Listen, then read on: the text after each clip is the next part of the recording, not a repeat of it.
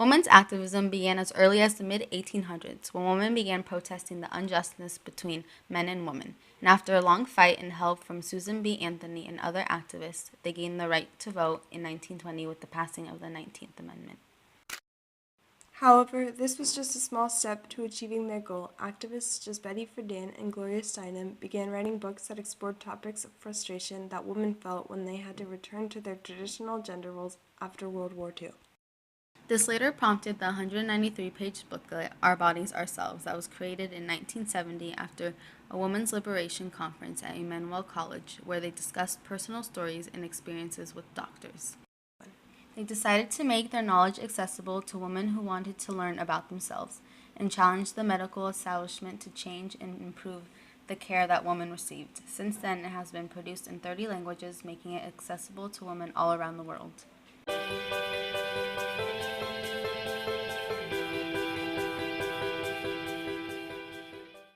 The Equal Rights Amendment, or ERA, was first introduced in 1923 by suffragist leader Alice Paul.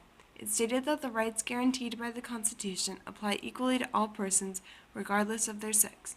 It passed through Congress in 1972, but was never passed through the Senate because of insufficient votes. Many women took their dissatisfaction to the streets by protesting for equal rights, but not everyone was in favor. Phyllis Schlafly, a conservative activist who opposed women's liberation, wrote multiple books and founded the Stop ERA because she believed it opened the door for same-sex marriage, abortion, co-ed bathrooms, and the end of labor laws.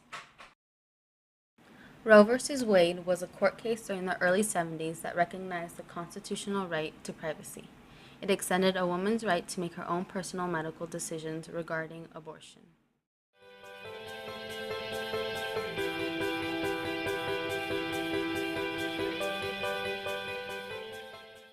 Prior to the legalization of abortion, they were often unsafe procedures of physical harm that frequently resulted in death.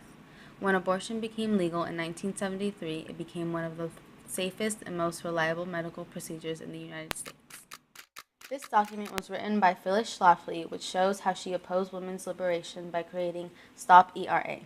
The intended audience was people who opposed the ERA and were willing to join the movement just to advocate their dislike about feminism.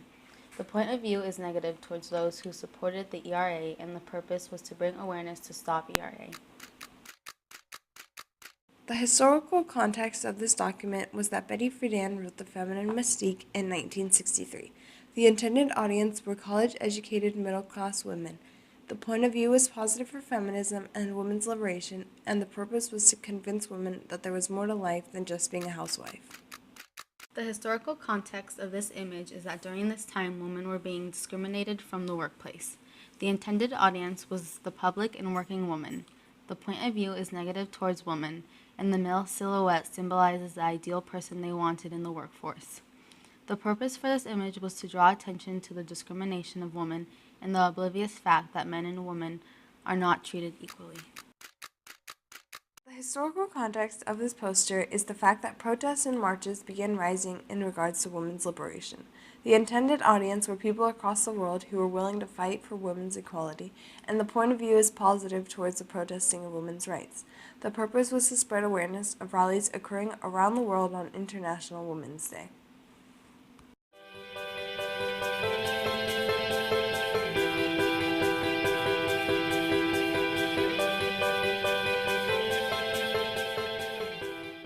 Overall, women's liberation is significant in history because it allows people to be educated and learn the struggles women faced only for equality.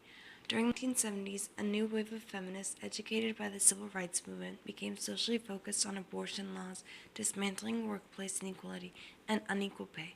Now, feminists continue to socially advocate over unequal pay, rape culture, and have also focused on the treatment of women as people rather than objects.